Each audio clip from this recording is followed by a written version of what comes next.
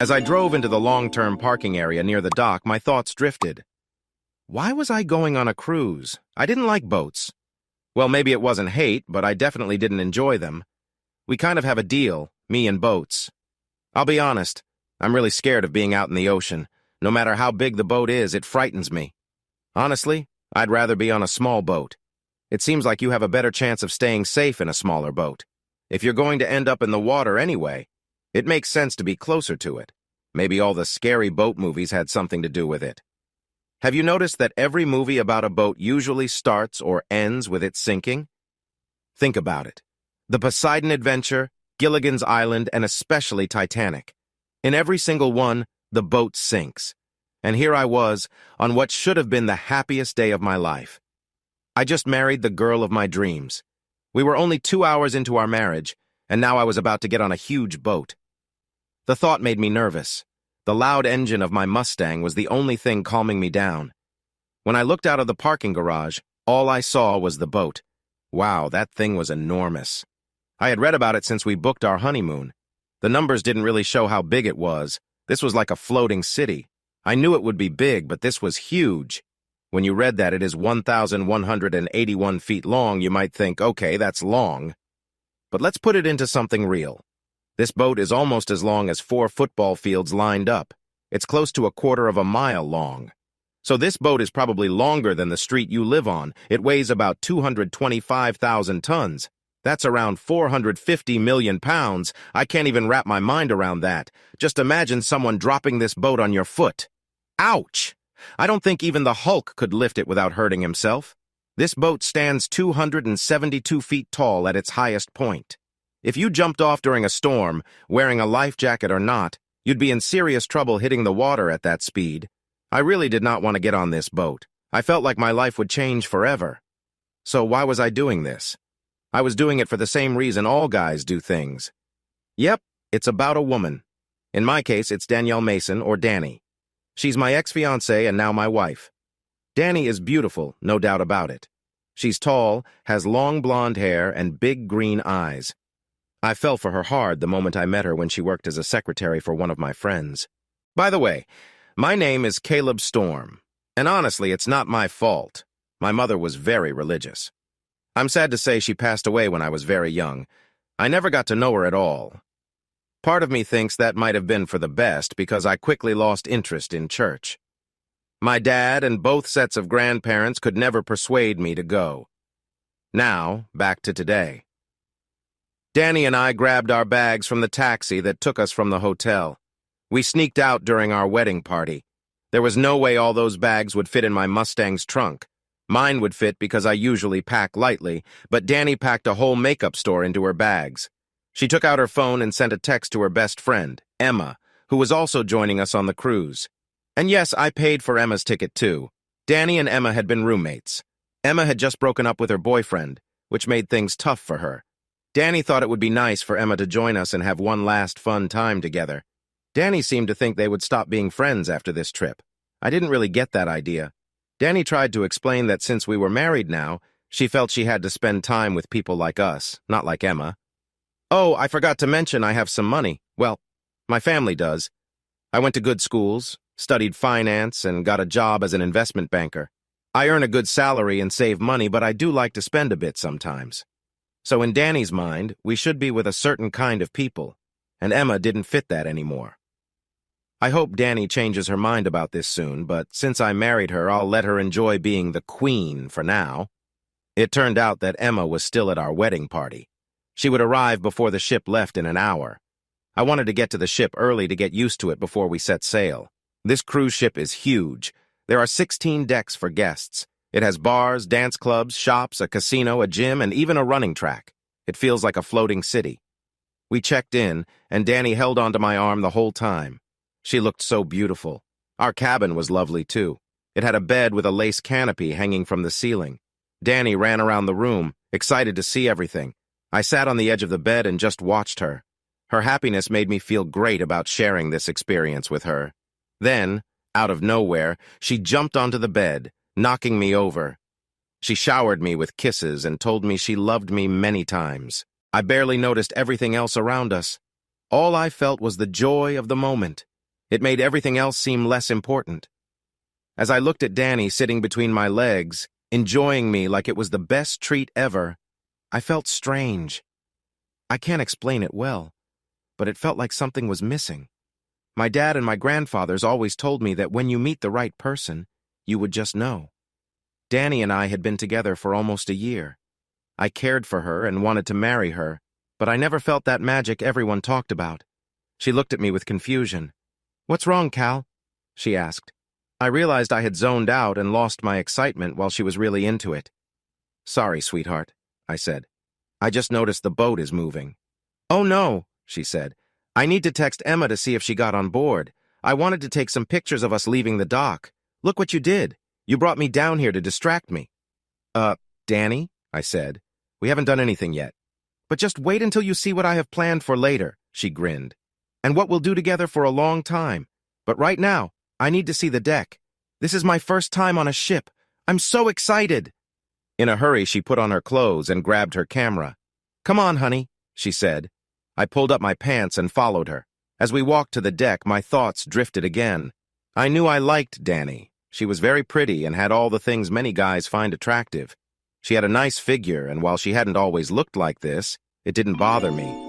She had told me she had surgery to enhance her looks. She was open about it, which I respected.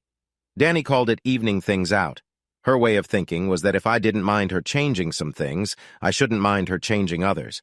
Danni was also very affectionate. I never had to convince her to spend time together. A little hint from me was all it took, and she was ready to go. It didn't seem to matter where we were. All my friends thought Danni was the most beautiful girl they had ever seen and warned me not to lose her. Like I said, I genuinely liked her. Maybe the idea of true love was just a story. I had been in other relationships before and never felt anything special, but I liked Danni more than anyone else I had dated. So I followed her out to the main deck. We found a spot at the railing and watched as the land slowly faded away. I was fine as long as I didn't look down. It was incredibly high up. There was a lot of water all around me. It made me feel a bit queasy. I was just starting to feel better when I noticed Danni was talking to me. She wanted me to take her picture by the railing. She gave me the camera, and I tried to get her in focus. Just as I was ready, someone waved their hand in front of the camera. I tried to focus again, but then someone bumped into me. I turned to see Emma, Danni's best friend, smiling at me. "Hey, sailor, how about you and I go back to my cabin?" she said playfully.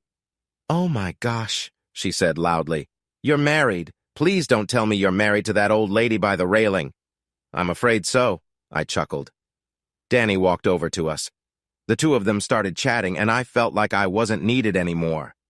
"Hey," Emma said suddenly, "aren't you two supposed to stay in your cabin and enjoy your first few days of the cruise? How are you going to start a family if you don't practice?" "I was thinking the same thing," I replied. "But Danni wanted to come out here because it's her first time on a ship." "Hey," Danni said, "we have the whole cruise and life ahead of us. I'm looking forward to being with him tonight, but right now I'm just excited. Everything feels new. I'm married and on a ship. It's all an adventure for me. Besides, Cal has already done everything with me many times." Thanks for sharing, Danni," Emma said. "And Cal, thanks for letting me join you two. It was kind of you to include someone you don't know well." "Anytime," I said. "You're like family, Emma. You're Danni's best friend." It was a bit odd how much Emma seemed to enjoy the trip compared to Danni. Maybe Danni and I were used to being together, and she thought trips like this were just a normal part of our lives because of our wealth. "Danni and I are going to explore the ship a bit," said Emma. "Maybe we'll do some shopping." She looked at me.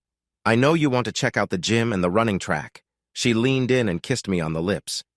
"Remember," she said firmly, "you can look at other girls, but don't touch. Don't lift any weights or run. I want all your energy for me tonight, understood?" I smiled and nodded. "Seriously, Cal," she said, "it isn't too early for us to think about starting a family. The sooner the better, as far as I'm concerned. The only reason I can think of that I won't be pregnant by this time next year is that I will have already had our first child, and will be trying for another one." She kissed me again and playfully pulled me closer so that I could feel her against me. "That's what I wanted to feel," she smiled. "Make sure you're ready for me." Then she and Emma walked away, swinging their hips. I went back to our cabin. Being on the deck and seeing all that water didn't help my mood. I took the map of the ship that we had received and looked for the gym. I wanted to check it out and see what exercise machines and weights they had. I wasn't a bodybuilder or anything like that. At 5'9" and 170 pounds, I was on the smaller side. But I had played sports and exercised all my life. Working out regularly helped me relieve the stress from my demanding job. After visiting the gym, I looked at the map and found out that the running track was on one of the upper decks. I thought this was strange. I should mention that besides my fear of boats, I'm also scared of heights. It seemed silly to me to have the track on a higher deck. If it were on a lower deck, there would be more space and it would feel safer. I tried to explain this to a crew member who helped me find the track, but he just laughed. Most people on the ship want to relax and have fun, he said. The main decks are busy at all times. If we had the track there, it would be hard to run with so many people around, so we keep it on the upper deck to make it safer and give you more room. It did make sense. If you're not comfortable up there, you can always run on one of the treadmills in the gym, he suggested. Besides, not many people actually use the track. Some may jog a lap or two if they feel they've eaten too much, but a lot of them take a break from their exercise routine while they're here. His happy smile and belief in what he was saying made me feel like he thought I would probably do the same. He didn't know how important running was to me. For the next hour or so, I practiced walking around the ship, trying not to feel sick every time I looked over the railing. After a while, I was able to walk right up to the rail and even look down at the rushing water near the back and sides of the ship. You could barely feel the ship moving through the water. It was almost like we were still docking. I walked from one end of the ship to the other, trying to get used to the movement. It was a lovely evening as the sun began to set. All around me there were cheerful people enjoying their time on the ship. People of different ages and backgrounds were there. Families and individuals all enjoyed a break from their daily lives.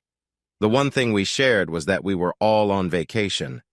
I found myself watching others and listening in on their talks. It reminded me of my time at work. I would try to hear about my clients' problems. If they shared issues that could affect their ability to pay back their loans, it helped me. There were times when I left clients in my waiting room, listening to them discussing their plans. They would go over what they could and could not share in our meetings. Once, I heard a client tell his assistant not to mention their plan to file for bankruptcy soon. I always treated them kindly, serving them the best coffee and snacks before I had to turn them down for a loan. My boss was angry until I explained what I had overheard. Sure enough, one of our competitor banks gave them a big loan. Just under a month later, the company went bankrupt. My boss and I had a good laugh about it. The owner clearly wanted a big loan to protect himself when his business failed. As I walked around the ship, I listened to people talking about how much fun they were having and their plans for the upcoming days. Some even said that this trip had saved their marriages and deepened their love for one another. Then I heard something that really surprised me. I turned a corner and heard two voices I recognized. "You're so lucky, Danny. Cal is a great guy," said the first voice. "Yeah, he's okay," replied the other. I was taken aback. After hearing Danny say she loved me for so long, it hurt to hear her say he was just okay. For some reason, I started recording their conversation on my phone. I thought it might help later if we had a disagreement. "What do you mean, okay?" "He's one of the nicest guys we know. He's good-looking, too, and he would never hurt you or take your money. I thought you loved him," said Emma. "Yeah, I guess," Danny answered. "If you don't love him, then why all those talks about having kids?" Emma asked. "Come on, Emma, are you really that clueless? I had to sign a prenup to show I wasn't just after his money. The only way to get around the prenup is to have a kid. Then I could get a good settlement whether I stayed with him or not," Danny said. After that, they fell silent. "Emma, why are you looking at me like that?" Danny asked. "Darn it, it's not my fault. I've dated so many guys who only wanted to get things from me. I thought it was time I got something back." "But Danny, he's really a nice guy," Emma said. "He's getting something too," Danny replied. "I give him everything he wants. Sometimes I give him more than he asks for." "Maybe that's why you're still seeing other guys," Emma added. "What I do when he's not around is not his problem," Danny said. "And just watch, in a few years he'll be off with his secretary and ignoring me." "I don't think he's that kind of guy," Emma replied. Well, Emma, said Danni, when I'm done with him, maybe you can have him. I just want to enjoy my life. I want things without working really hard for them. I'm tired of having to do unsatisfying things just to get a bonus. I saw my chance, and I'm taking it. It's just not right, Emma said. He loves you. He isn't making you do anything you don't want to do, but you're making him pay for the things other guys did to you. That's not fair. Emma, all men are the same. Once you've had one, you've had them all. If you give them the chance, they'll all take advantage of you. The only things that change are the size of their body and their money, Danni said. I stepped back and went to our cabin. When I arrived, I changed into something nice for the evening. About an hour later, my phone beeped with a text. There was no cell service on the ship, but we had internet, so my phone could send messages that way. I checked the message. "Where are you, sweetheart?" It was from Danni. I didn't reply. I was hurt. It felt a bit silly to act like my heart was broken. I had been trying to figure out if I loved her. I liked her a lot, but wasn't sure what love really felt like. I couldn't honestly say I loved her, but I couldn't say I didn't either. I guess I'd never really been in love, so I didn't know what to expect. But I had never cheated on her, and I had been loyal since we met. She couldn't say the same. She had been seeing others the whole time and was only interested in money from the start. I decided to take this as a costly lesson. As soon as we got back, I would seek an annulment. I wouldn't even need to get a divorce because she had been lying the whole time. The marriage would last less than a week anyway. According to our agreement, if the marriage lasted less than 3 years and there were no kids, she wouldn't get anything. That night, I walked around the ship. I watched people and tried to feel better. Around midnight, I returned to our cabin. Danni was there with a few crew members and Emma. "Caleb, where have you been?" she yelled, tears on her face. The security men who were getting ready to look for me smiled and slowly left the room. "Sorry, I was at the clinic," I said. I probably should have said that I don't like ships. They made me feel better for a bit, but I still feel sick. The security men chuckled. "We told you," one said. "About 10% of passengers get sick in the first 2 days. Half of them end up going home." "Danni, why didn't you tell me this?" Danni asked. Her fake caring sounded real. "We could have flown or done something else." "Because I love you, Danni," I said. If she could lie, so could I. "You wanted this cruise so much. I'd do anything for you, so getting used to a boat is nothing." "Aw," Emma said. She looked at Danni with a smirk and shook her head. "I'm going to lie down," I said. Danni just nodded. "I'll be right in, sweetheart," she replied. As soon as I closed the door, I listened closely to hear them. "Danni, you're terrible," Emma whispered. "You don't deserve him. I hope this comes back to hurt you." "Emma, watch yourself," Danni shot back. "If it wasn't for me, you'd be alone in that sad little apartment, crying over another loser. And it hurts everywhere." "Yeah, but your backside is the only part of you that hasn't been changed," Emma replied with a smile. "It would hurt more." A few minutes later, Danni came into the bedroom. She started taking off her clothes and leaned over me. I could see her chest pressing out of her top. "Come and get it, sweetheart," she said. Honestly, I planned to spend the rest of the trip with her. I didn't just mean being gentle or loving. I meant I wanted her completely. I was going to explore every part of her and do everything I could think of during this trip. That was her way of paying me back for the journey. I had a plan for her, whether she realized it or not. I felt she deserved it after what she tried to do to me. Why should I have to go without intimacy? We were married until we got home. I didn't see a reason for my life to be affected because the woman I thought cared for me turned out to be someone who only wanted my money. In truth, that's what she was. She had made an agreement with me. She got a nice life without hard work, and I got intimacy. It was like a trade, simple and clear. The only problem was that neither of us really understood what we were getting into. From that night on, I planned to treat it like a deal. But at that moment, I was too hurt to do anything except lie in bed and wonder what I did to deserve this. My whole life, I had tried to be a good person. I never forced myself on anyone. I didn't take what wasn't mine. I always helped where I could. I worked hard in school and at my job. Just because I was lucky enough to be in a good place financially didn't make me a bad person or a target. Forget her. "Danni, I'm sorry," I said, but I really don't feel well." "Oh, honey," she said with a sad look. "Don't worry about it." She took off the rest of her clothes and climbed under the covers with me. I surprised myself. I was lying next to her, but I felt nothing. The next morning, I woke up before the sun. I looked at the woman I thought I would spend my life with. I wondered what had attracted me to her at the start. I can't say I didn't sleep at all that night. I did, but I woke up many times thinking, why me? I wasn't exactly heartbroken, but I was upset. I was angry about her betrayal on many levels. She had always claimed her love for me. She said it first. I remembered her looking at me, tears in her eyes after one of our silly fights. It had been just a misunderstanding, but she was crying like something very terrible had happened. I didn't understand why she was so upset. "Why are you so upset, Danni?" I asked. "It's over. We're okay." "You just don't understand," she said. "I love you. I can't live without you." Those 3 little words, even if I didn't truly understand them, still shook me. Some guys might not get this. Love changes everything. I know you might be thinking, okay, she loves you, but that didn't seem to help me.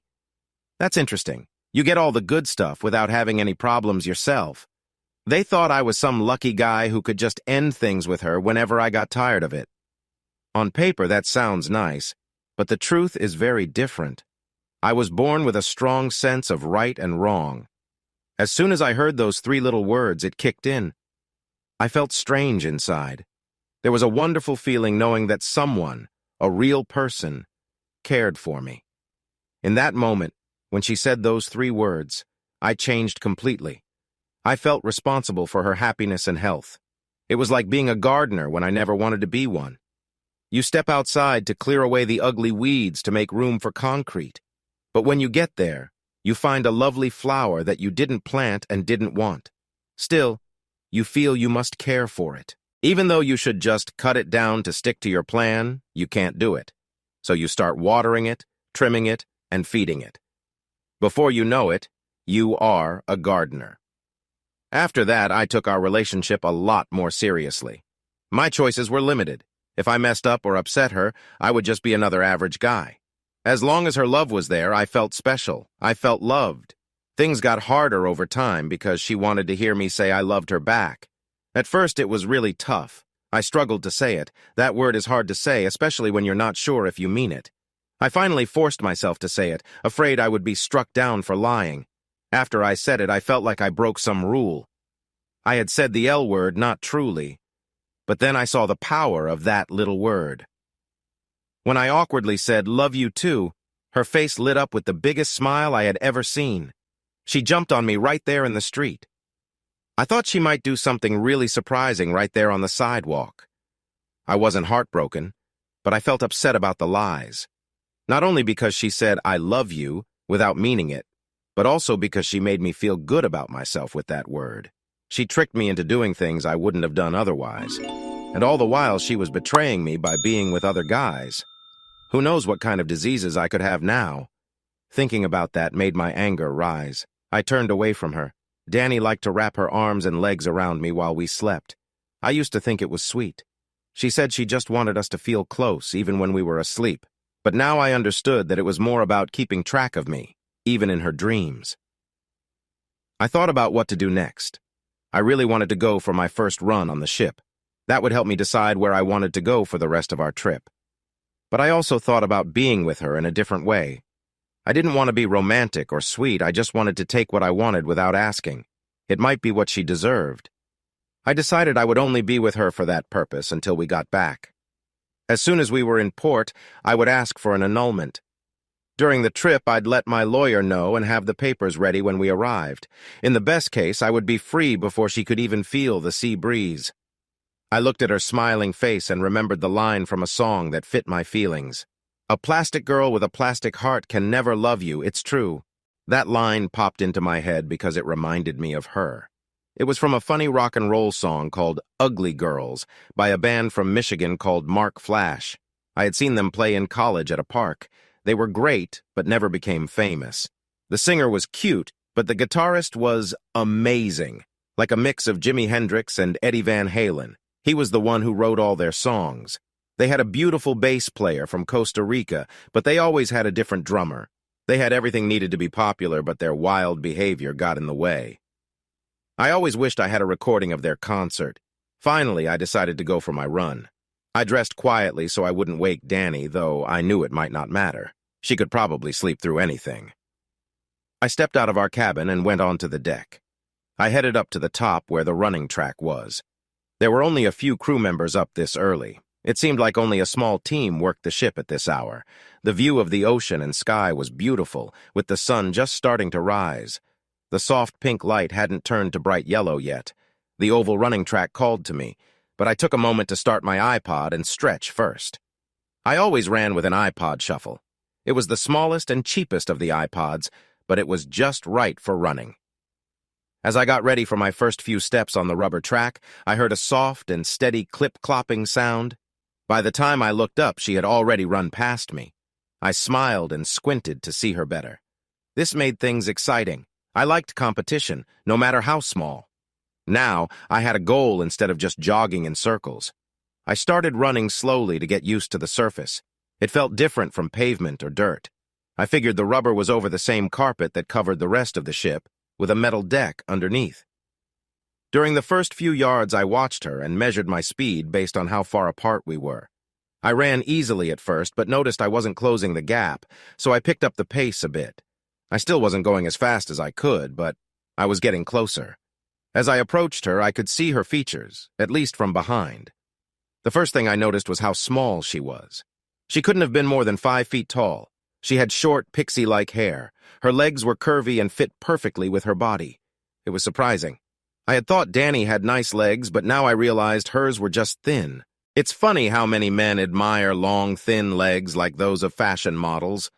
This woman's legs were not as long or as thin as Danni's. They were strong and looked perfect. There was no extra fat on them at all.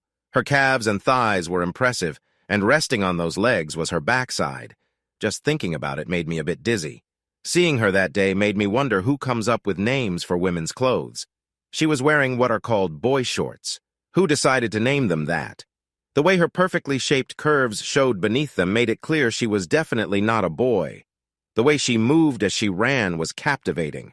I gave up on trying to overtake her and just matched her pace, staying a short distance behind her. I still don't know how I managed to run without stumbling over my words. After a few laps together, I saw that she was slowing down, so I slowed my pace too. Soon she stopped. It was so sudden that I almost bumped into her. I managed to stop just in time to avoid a collision. I ended up just inches away from her smiling face. And what a face it was. She had the biggest smile and the bluest eyes I had ever seen. Everything about her face was beautiful. She had a nice tan, not too dark, just like she had spent a bit of time in the sun. It was much better than that strange orange look some people get from tanning beds. Her short hair was amazing. It was thick and had waves. She had messy bangs that kept falling over her eyes, but the rest of her hair was cut short and tucked behind her ears. What I thought were shiny spots in her black hair were actually hints of blue mixed in. She didn't wear any makeup, not even lipstick. Everything about her was real and sincere, even her bright smile. Every part of her body was natural, and I was completely taken aback. I was so surprised that I couldn't even focus on what she was saying. I watched her trying to get my attention by pointing at her ears. I wondered what she meant. Then I realized she wanted me to take out my earbuds so I could hear her. "Hi," she said. She had a soft southern accent. The way she spoke made even short words seem long. I have always liked southern accents. They sound so warm and friendly. In her case, her voice was sweet, like honey. Have you ever listened to someone and thought you knew what they did for a living? I have friends like that. My friend Dave talks very clearly and quickly, so you can tell he's an engineer. Carl talks about everything in terms of money, which makes it obvious he's a banker. From her voice, I had a feeling she might work in something unusual. "Do you know how far we've run so far?" she asked. I just stood there, taking in her looks. She seemed amused as I stared at her, checking her out. After a moment, I realized it wasn't polite. Sorry," I said. "What did you say?" She laughed, and it was a real laugh, not a fake one. It was a strong laugh that showed she was open and honest. It told me a lot about who she was. "I asked if you knew how far we've run," she repeated. As she spoke, she tucked a loose piece of hair behind her ear. "How far is each lap?" she added. "We've done 3.5 laps. "I have no idea," I laughed. We quickly became friends, both not knowing how far we would run or for how long. "All right," she said. "We seem to be running at the same speed. Let's just keep running until we feel like going for breakfast." "That sounds great," I replied. We started running, and it felt strange. There were so many sounds I had never noticed before. I didn't hear my breathing. I didn't hear anyone else around me. I didn't even hear my feet hitting the ground because I always listened to music when I ran. That first run together was wonderful. I enjoyed hearing all the new sounds around me. The best sound of all was her voice. During that run, we had some really fun moments. We laughed about our names. When she told me her name was Ska, I was confused. I thought it was a funny name for someone so pretty. "What kind of name was Ska?" "Ska," I said slowly. "That's different." "Not Ska," she laughed. "Ska." I stared at her like she was the most beautiful girl ever. "S-K-W-A," she said. "Ska." Suddenly I got it. "Oh, Sky," I laughed. "It must be a southern thing."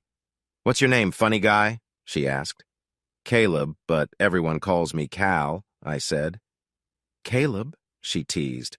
The way she said it made it sound funny. "That's a southern name. Wasn't there a guy named Caleb in that movie Deliverance?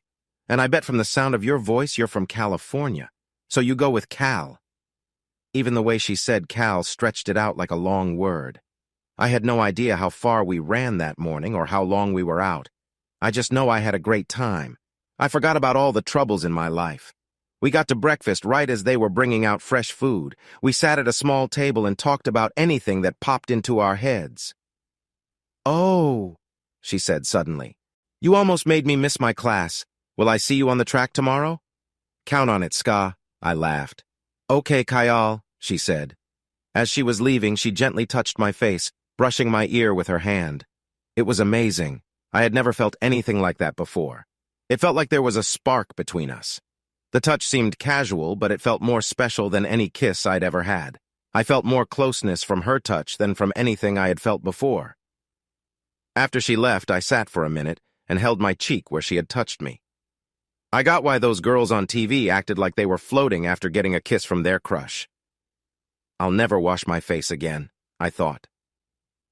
I went back to our cabin and found Danni doing her makeup. Her hair was in curlers and her big makeup case was open, filled with all sorts of products. I couldn't believe how much time she spent to make her face look normal. All her makeup was made to look like she wasn't wearing any. I shook my head, wondering how silly it was. It usually took Danni over an hour to get ready, even for a simple date. "Hi, Cal," she said while putting some cream under her eyes. "Hi," I replied. "I'm glad you're feeling better," she said. "Give me 20 minutes and I'll be ready to go to breakfast. I have to go shopping. It's an emergency." "Danni, I already had breakfast," I said. "What kind of emergency needs shopping?"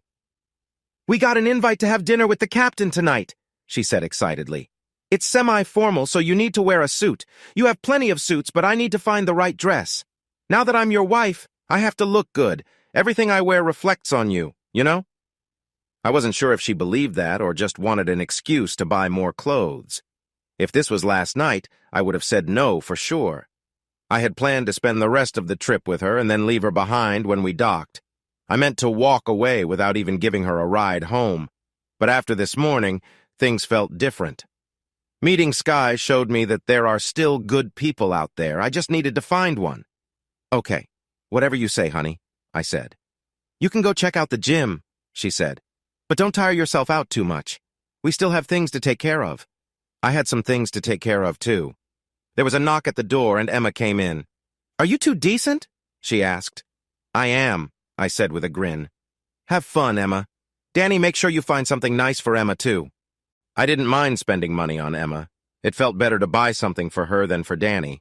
At least Emma had tried to stand up for me. I took a long, hot shower and put on jeans and a casual shirt. I picked up my iPad and logged into my email. I sent a note to John Forsythe, my lawyer. He was the one who had helped me with my prenup with Danni. I quickly explained what was going on and asked him to start the process for an annulment. If that didn't work out, I told him to begin divorce proceedings right away. I told him that it would be best to send me an email because we couldn't use our phones on the ship. I also mentioned that at our first stop, or whenever I could, I would try to get a satellite phone. I spent the afternoon making plans. I emailed my assistant and explained what was going on. I asked her to change the locks on my condo. Even though it wasn't necessary, I planned to give Danni some money to leave me alone. Before we got married, Danni had lived with Emma. If Emma didn't have a new roommate, Danni could stay there. It was actually good that Danni hadn't moved all her things yet. That meant fewer things to move back. I checked my bank account. Danni had one of my bank cards and one credit card. She could get money from my checking account, but not my savings. Most of my money was safe in savings or investments in other banks. I went to the gym to work out. The gym had good machines, and I found everything I needed for my workout. After exercising, I had lunch at a small cafe on one of the upper decks. I looked out at the sea and the happy people on the ship. It made me feel good. While I was there, I noticed a few women looking at me. After all this is over, I knew I could start dating again, but I wanted to do it the right way. I didn't want to spend the cruise looking for someone new or drawing attention to my situation. Soon after lunch, I got a text from Danni. She said she loved me, which probably meant she had spent a lot of my money. She wanted me back at our cabin by 4 o'clock. Dinner was at 6, and she said she wanted a quick moment together before we got ready. I spent the afternoon exploring the ship. It was an interesting place. There was so much to see and do that it would take weeks to try everything. At 4:30, I got another text from Danni. She was angry and wanted me back at the cabin right away. I walked slowly back there. "Where have you been?" Danni pouted when I walked in. "Sorry, Danni," I said. "I lost track of time and got a bit lost. This ship is huge." "It's past 5, she said. "I need to start getting ready for dinner. Emma is sitting at a table with someone important from the crew. She will be in the room, but not at our table." "Emma is a nice girl," I said. "She'll be fine, trust me." "You make it sound like you'd rather be with her," Danni replied sharply. "Danielle, there's no need to act that way," I said. "I hardly know Emma. You are the one I married." Just under an hour later, we were taken into the main dining room and introduced to the captain and the people sitting with him. Danni wore a lovely light yellow dress that caught everyone's attention when we entered the room. Every man turned to look at her. The dress was cut quite low in the front, showing off a lot of her chest. She added some shiny gold jewelry, and her shoes matched perfectly. Most of the men at our table couldn't take their eyes off her, and she noticed. The other couples with us included young newlyweds and older retired folks who had been married longer than I had been alive. Everyone at the table was friendly, and we had a lively chat throughout dinner.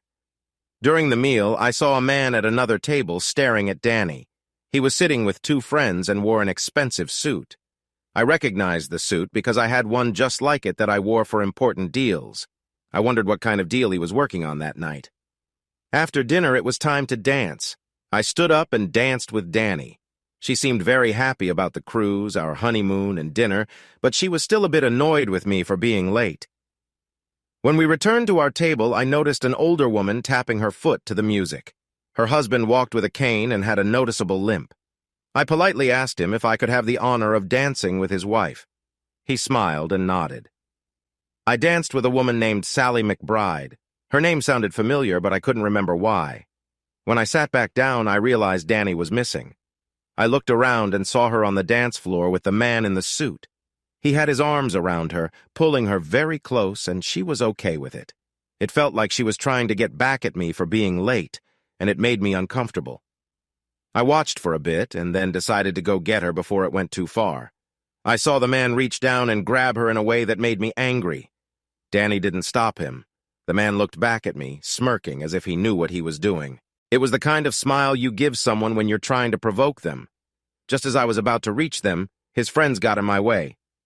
"Back off, buddy," one of them said, pushing his hand against my chest to hold me back. "Get your hand off me," I said calmly.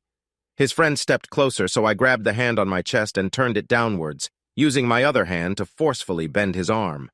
The loud crack echoed in the room, and his high-pitched scream was even louder. I lifted my knee and stomped down on the man's foot as hard as I could. He reached for his foot in surprise, so I quickly brought my knee up to hit his chin. He was out cold, just like that. The man in the suit turned to me, his face showing shock and fear. He knew I would come after him, and he started to back away. Danni stood next to him, her eyes wide in surprise. Luckily for them, before I could reach him, 3 security guards from the ship tackled me and took me to a holding room. You learn a lot about people when things go wrong. When the guards grabbed me and tried to hold my arms, Emma came over. She tried to explain that I wasn't a violent person and something must have made me act this way. Danni just stood there and then left with the man in the suit while Emma tried to help me. The people at my table also tried to speak up for me, but it didn't matter. 10 minutes later, I found myself in a small room with a locked door. It had just a table, a chair, and a bed. About half an hour later, a guard came into the room and said, "You have a visitor." He watched me closely as if he thought I might try something. I was ready to be really mad at Danni. But when the door opened, I was surprised. It wasn't her. It was Emma. "Are you okay?" she asked. I nodded. "I tried to tell them this is a mistake, but they aren't listening." "You hurt those 2 men pretty badly," she said. "I saw how Danni was acting. I don't know why she does things like that sometimes." "Don't worry about it," I replied. "As soon as I find her, I'll let her know where you are so she can see you," she said. "Emma, don't bother," I said. "I don't want to see her." "You don't really mean that," she said. "You're just angry right now." I didn't say anything back. I liked Emma, but I didn't think telling her what I knew about Danni would help. "Do you want me to bring you anything?" she asked.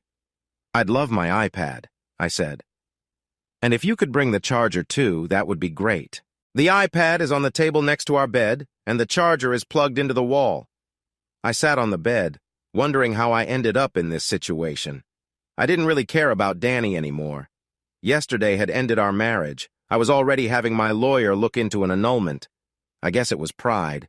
Seeing some guy touch my wife in front of everyone made me want to respond, even if I couldn't stand her. Soon, Emma came back with my iPad. The guard let her in again. "I'm not sure I'm allowed to give this to you," he said. "So if it comes up, please don't say I did." I nodded and noticed he was looking at Emma a lot. "How did you learn to fight like that?" he asked. "I've been studying different types of martial arts since I was young," I told him. He nodded and went back into the other room. I lay down on the small, hard bed and tried to sleep. I figured Danni would come see me when she felt like it so they could wake me up, but she didn't come that night. I woke up in the middle of the night. My watch said it was 4 a.m. Usually, I would be getting ready to run in about 2 hours. Thinking about running made me think of Sky. I knocked on the door to my room and heard a bored voice. "It's open," he said. I opened the door and saw another security guard. "I need to ask you something," I said. "Through that door," he replied. I looked confused. "The bathroom is through that door," he added. Thanks. But that's not it," I told him. "I need to send a message to someone." "Look, I was there," he said. "I saw the video. Those guys were trying to stop you from running to your wife to keep her from causing a scene. Most of my buddies are on your side. We just stopped you because A, it's our job, and B, we didn't want you to hurt that guy. I hate to tell you this, but he spent most of the night at some clubs with your wife. They both got really drunk." "Could you send my message for me?" I asked. He nodded, and I quickly wrote a short note for Sky. I told her I really didn't mean to miss our run, but I couldn't make it. The guard promised he would take it. I just had to tell him which cabin she was in. I explained that I didn't know, but that if he went to the running track at 6 a.m., he would find her. Then I went back to sleep. A few hours later, someone knocked on my door. It was the first guard again. He looked in and said I had a visitor. "Is it—" I started. "It's not the woman from last night," he said. "Tell her I don't want to see her," I said. He nodded and went back out. A few minutes later, he returned. "She says she doesn't care," he said. Before he could say anything else, Sky squeezed past him and into the room. "Why don't you want to see me?" she asked. "I didn't do anything wrong." "Sorry, Sky," I said. "I thought you were someone else." I shrugged, and the guard left. "So who did you think I was?" she asked. "It's strange not wanting to see someone when you're stuck in here." I just looked at her and shrugged my shoulders. "Oh, her," she said. "I guess I get it." "Can you really?" I asked playfully. Seeing her really lifted my spirits. "Shouldn't you be up on deck running?" I asked. "I decided to take the day off," she smiled. "I have a friend who needs me." "Really?" I replied. "Who?" "You silly," she laughed. So what are we going to do this early in the morning before breakfast? Everyone on the ship is talking about you. Even the crew are talking about it. Most people feel you got a bad deal. The rest are scared of you. Why would anyone be scared of me? I wondered. Well, you put two big guys in the hospital faster than a cat can wash itself. It happened so quickly that even the security team, who are trained for this, didn't see it coming. The guy whose arm you broke had to be flown to a specialist. The doctor on the ship couldn't help him. You broke his arm at the elbow. He might never fully use his arm again. The other guy is hurt bad too. They had to wire his jaw shut so it can heal. You also broke 3 bones in the top of his foot. She shook her head and smiled. I wasn't sure if she found violence interesting or if she was just trying to hide her worry. And everyone on the ship is really upset with your wife. She was out having fun with that jerk all night. Most passengers want nothing to do with either of them. I feel the same way, so if she comes to see you, I'll leave and come back later. You won't have to leave, I said. I won't be seeing her. Oh, you're just mad at her right now, said Sky. Come on, you two are newlyweds. Things happen on a honeymoon. It's a time when two people get used to being together forever. Living together instead of just dating takes time. Sky, my marriage was over before this happened, I said. For days now, I've been thinking about our relationship, and I realized something was missing. I've heard so much about how amazing love is, but I just haven't felt it. Sure, Danielle is attractive in a way many guys like, but I don't feel a deep connection with her. You must be wondering why I married her. Sky crossed her arms and nodded, but didn't say anything. Honestly, it was a mistake. The timing was awful. It was fate or luck or whatever you want to call it. We had been dating for over a year. All my friends, especially the guys, told me not to let her slip away. She always told me she loved me. I started talking to her because it felt like the right thing to do. Sky's eyes widened in surprise. Hold on, don't say anything yet. Let me explain, I said. Sky, I didn't really know how I should feel. I've never been in love before, so how could I know what it is? I thought maybe I'd feel it later, or maybe I just couldn't feel it at all. But I always planned to be with her forever and take care of her. I even went on this cruise for our honeymoon because that's what she wanted. I did a lot of things this past year that I didn't want to do because she asked me to. Why didn't you want to go on the cruise? Sky asked. Because I don't like boats, I replied. I'm really scared of drowning if the boat sinks. I also don't like heights, so being on this big of a boat is tough for me. A double whammy, she said, finishing my thought. And you did this for a woman you don't really love? I nodded. So how do you know you don't love her now? She asked. Maybe you do love her, but since you don't know what love feels like, you just can't see it. No way, I insisted. I'm completely sure I don't love her and never did. How do you... Sky began, but I interrupted her. Let's not get into that now, I said. It doesn't matter if I loved her or not. She never loved me either. She was just using me to make her life better. I overheard her and her friend talking about it yesterday before all this happened. It hurt to hear her say she married me just to avoid working. She also said she wanted to get pregnant quickly. Why would she want a baby if she doesn't love you? Sky asked. We have a prenup, I said. My lawyer made sure we had one. If we divorce too soon, she gets nothing. But if she has a baby, I have to support my child, which would give her a financial tie to me. She sounds really selfish, Sky said. I can't believe she hasn't come to see you yet. It's how Danielle deals with our fights, I explained. She gets mad and then runs off, and we don't talk for days. If she believes she's right, she waits for me to call her first. If she knows she's wrong, she comes back crying and asking for my forgiveness. Usually it doesn't matter who's right. Making up is great. Too much information, Sky said. So what will you do when she does come back? It won't matter, I replied. I'm done with her. I already have my lawyer looking into an annulment. If I can't get the annulment, he will start the divorce, I said. But how can you get an annulment after you've already had sex? Sky asked. It's simpler than you think. The rules for annulments have changed in our state. Since many couples have already had sex before marriage, annulments can happen for a few different reasons. One reason is if the marriage ends soon after the wedding. In my case, I had my lawyer start the process just 24 hours after the ceremony. Another reason is if someone got married under false pretenses. I found out that Danielle only married me for my money. I'm very sure I'll get the annulment. Okay, I hate to keep asking, but if you don't love her and you want to end it, Why did you get so upset when that guy touched her? Sky asked. It was just embarrassing. It was about my pride. I wouldn't mind if she saw that guy later as long as it was private. But to let him touch her in front of me was really insulting. You have to understand Danielle to see why she did it. She was angry because I didn't come back to the cabin to be with her before dinner at the captain's table. She did this to show me that if I wasn't careful, she could find someone else. She sounds sneaky, doesn't she? Sky remarked. I just smiled and nodded. Okay, enough about your wife, she said.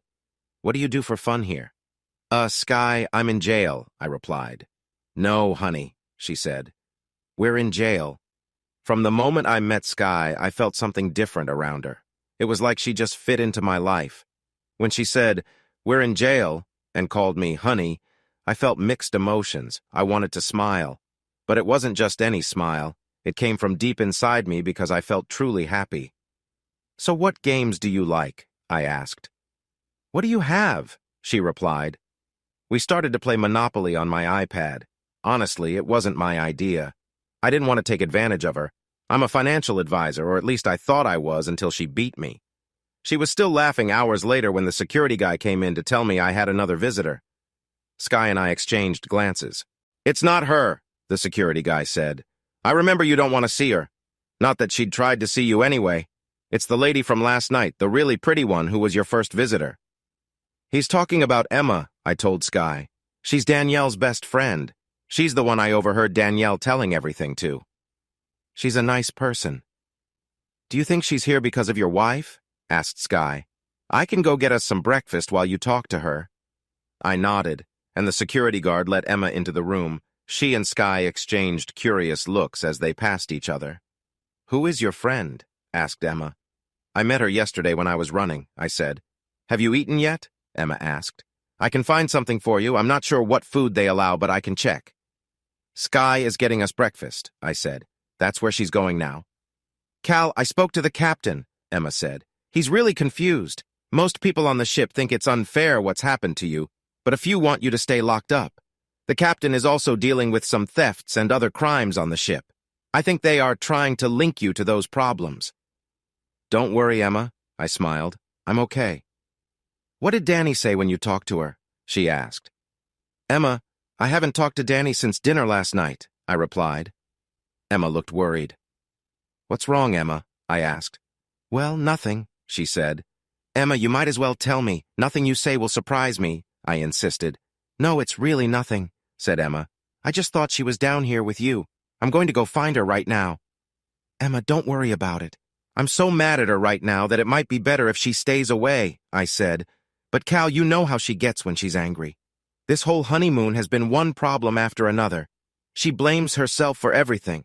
First you couldn't, well, you know, on your wedding night. She didn't know you would get seasick. Then yesterday, Cal, you should have seen her. She got all dressed up and waited for you all afternoon. So she was already upset when you went to dinner. She thinks you're bored with her. I really think she was trying to win you back, but it went too far. I looked at her a bit sad. Would you have done that, Emma? I asked. No, she said. I would have taken you to our cabin and talked things over. Then we would have had a good time. Most reasonable women would, I replied. But Cal, you know Danni isn't like most women. Well, I'm her best friend and I love her, but I have to admit she can be a bit spoiled. You're partly to blame for that. You buy her whatever she wants and do anything she asks. So if she is spoiled, you share some of that blame. You are the best thing that ever happened to her. Maybe she feels a bit scared that she might lose you, said Emma. And there's something else you don't know. Danni told me something before we left for the cruise. As we were getting ready for the wedding, Emma told me not to expect to see much of you guys. She came on this boat with one goal. She wanted to have a baby with you before you got back. Emma said you both talked about kids, and she hoped to give you one before your first year of marriage was over. She had it all planned. She wants 3 kids and thinks you should start early in your marriage. That way, when your job takes off, you can retire sooner and travel together while you're still young. I wondered if Emma really believed all this, especially after Danni's talk the day before. When I looked into Emma's eyes, I felt that she was sharing her own dream, not Danni's. Danni had just said what Emma wanted to hear, trying to make sure Emma wouldn't think Danni was just using me. "Okay, Emma," I said gently. "I just need a few days to get over this. I'm really upset with Danielle right now, so meeting her wouldn't be good." "Everyone is talking about her like she's terrible," Emma said. "But I think it's better if you both make up soon. This doesn't help her feel any better." "I'm too upset to even talk to her," I replied.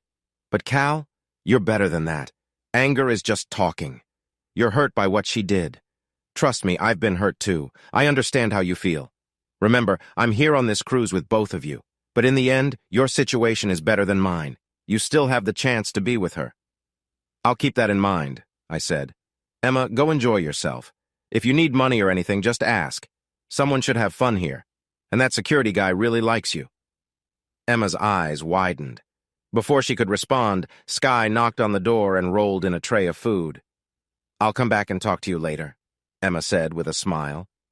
I noticed she glanced at Sky again and shook her head. "Okay, I caught the end of that," said Sky as she set out our breakfast. "Tim," she called loudly. He peeked in the door. "We need another chair." She finished arranging everything on the small table. A moment later, Tim returned with another folding chair. She smiled at him as he placed it down and stepped back to admire her setup. "All right, let's eat," she said. As I began to eat my toast, Sky started talking. "Emma seems really worried about you and your wife," she said. "It shows that even someone with a bad reputation like your wife can have supporters." "I wish you wouldn't say that," I replied. "Okay, I'm sorry for calling her that," she said. "In the past, the worst thing you could think of was someone stealing your horse." "Not just the horse thief part," I replied. "You keep calling her my wife."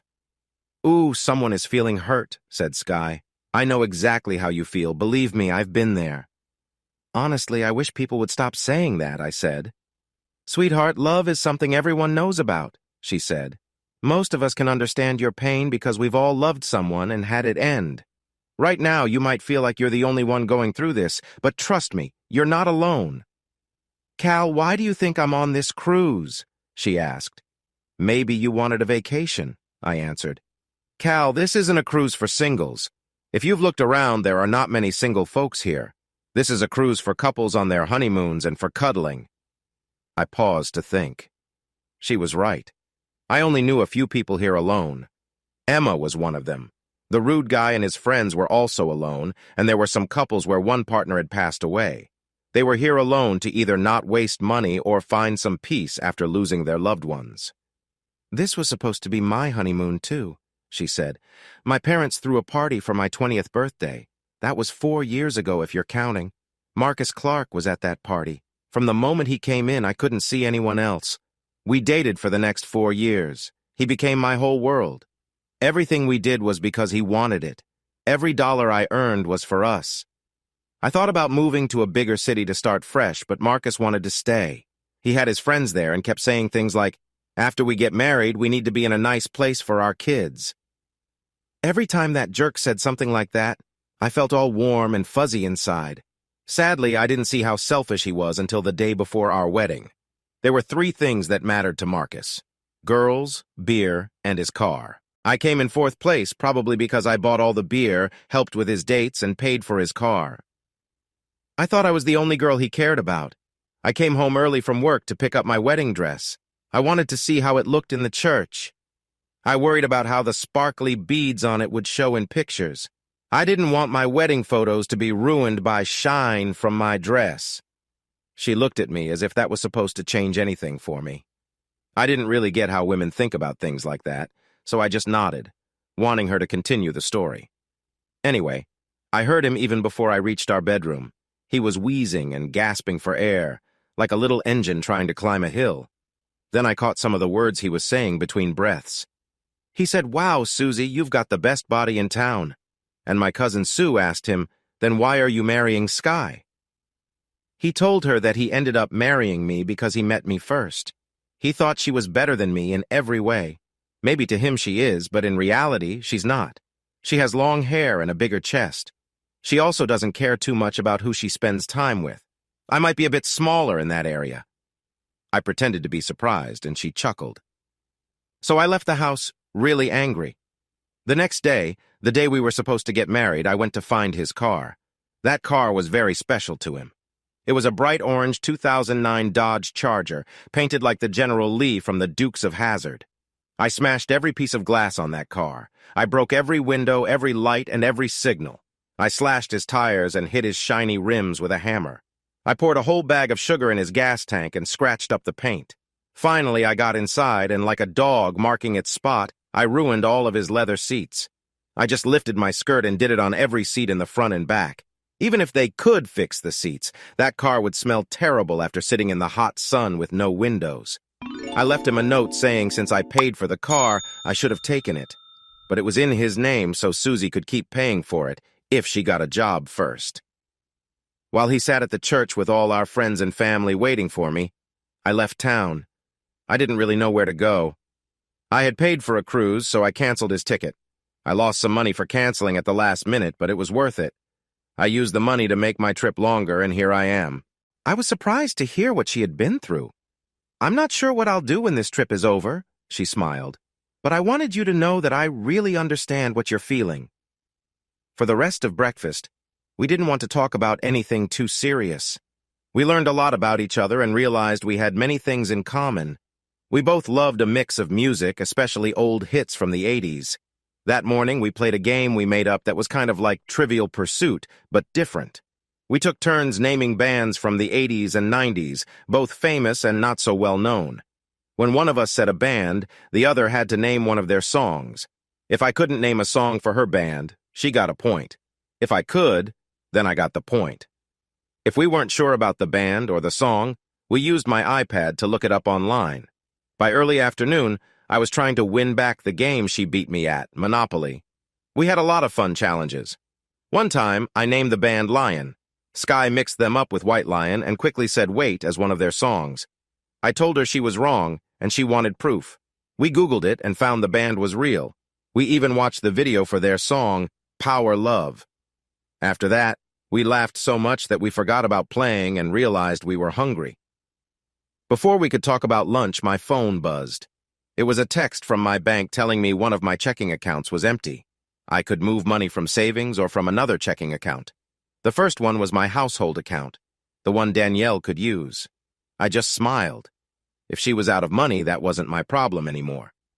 I did wonder how she spent $5,000 in just a few days, but that would be the last money she'd get from me, which felt like a good deal during a divorce. A few minutes later, Emma came back. "Do you want something for lunch?" she asked, looking surprised to see Sky still there. "We're good, but thanks," Sky said quickly. Then she smiled and said, "I have an idea." "Tim!" she called out. A few minutes later, Tim rushed in. It was hard to tell if he was coming fast because of Sky calling him or because Emma was there. They were both looking at each other and then quickly looking away. It was kind of sweet. "We're hungry," Sky said, cutting into their moment. "What do you want?" Tim asked. "I was thinking maybe you and Emma could go out for lunch and bring us back something," Sky suggested. Tim clearly liked that idea. Emma didn't seem upset about it either. After they talked about where to eat, they left without even closing the door. A short time later, Tim popped his head back in. "Cal," he said, "I asked earlier and the captain said it's okay for you to use the bathroom or take care of your needs. We're on a ship, so there's nowhere to run off to. Why don't you two go to lunch? Just stay away from the upper decks near the bridge, and you should be fine. If anyone asks, just say you went to take a shower." Then Emma and Tim left. Sky held out her hand, and we went to find something to eat.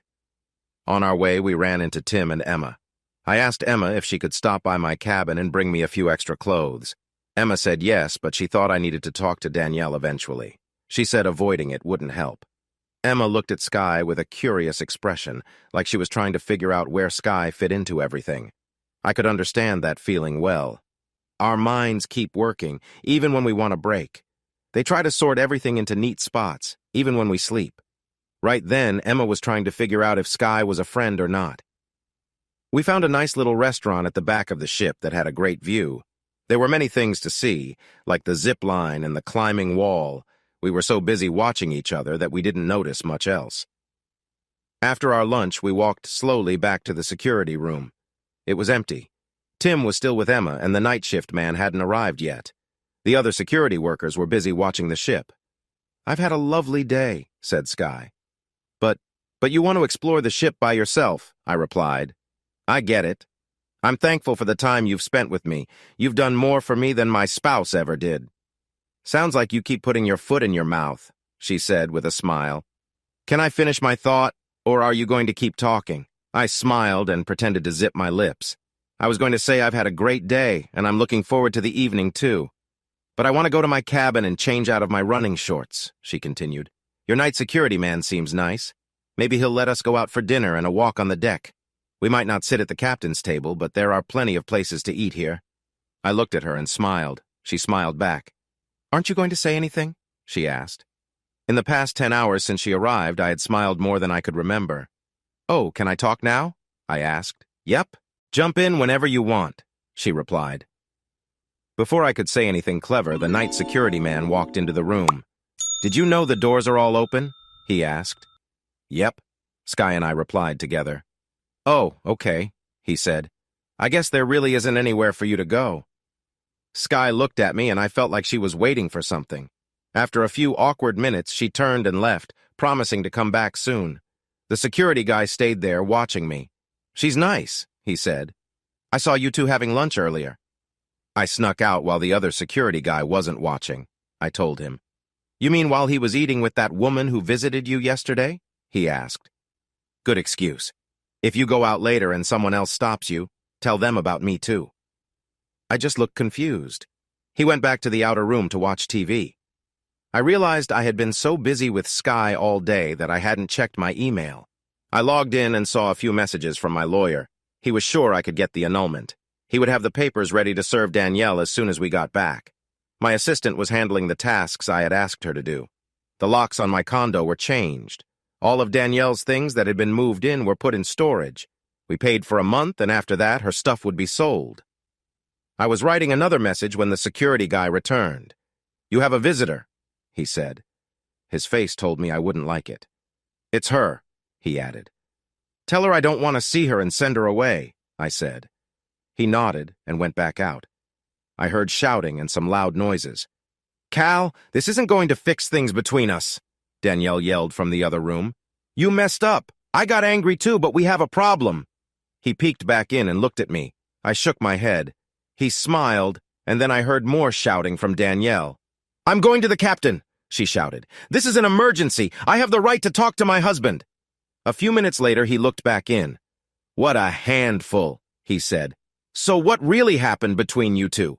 When you got here, you were like a sweet newlywed couple." "Yes, I'd like to know too," said the captain, stepping in behind him.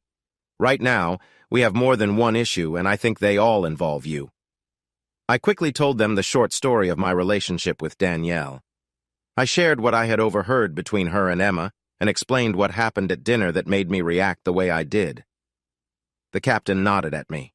"We looked at the security videos and talked to many of the passengers you've been around," he said. "Most of them think I should let you go, but a few loud ones think you should stay locked up." "Captain, are there any empty cabins on the ship?" I asked. "No, but you and your wife are booked in one of our best cabins," he replied. "Then we don't have a problem," I said. "I'm fine with staying here. I really don't want to share a cabin with Danielle. Could you please get the rest of my clothes from that cabin?" "I'll have someone bring them to you while your wife is out," he said. "She wants to talk to me. I'm going to my office now. I'll keep her there as long as I can, but I need a favor from you too." "What do you need?" I asked. "Could you ask your friends to back off?" he said. "Your lawyer got some help from his friends, and they talked to the director of the whole cruise line about you. Some important people like you, so I have to be careful." "I'll see what I can do," I said. About 10 minutes after the captain left, the security guard came back in. "Wow, I feel more like your receptionist," he joked. "You know the captain said you're free to go." "Well, it's sort of like that," I told him. "I just need to stay low-key to avoid upsetting the few people who think I'm dangerous." "You have another visitor," he said. "I think I should stay for this one." "I already told you I don't want to see her," I said. "It's not her," he said with a sly smile. "I need you to stay calm. It's the jerk." "Why does he want to see me?" I asked, surprised. "You could find out by asking him," he replied. I nodded, and he let the man in. As soon as I saw the smug look on his face, I felt a strong urge to hit him. "We need to talk privately," he said to the security guard. "No, we don't," I shot back. "He's here for your safety, just in case I want to finish what your friend stopped me from doing last night." He looked scared and turned pale. "I don't know what you mean," he said, "and I don't have any friends on this ship. Are you talking about those two guys from last night? If so, I don't know them. I came to talk about a personal business deal. Your wife owes me money, and we need to discuss it." "I'm not interested in my wife's bills," I replied. "When she texted me earlier, I ignored it. And when she tried to see me today, I said no. What's happening between you two is not my problem," I said. I took out my phone and pretended to show him a text. While I did, I snapped a picture of him. "You should talk to your wife," he replied.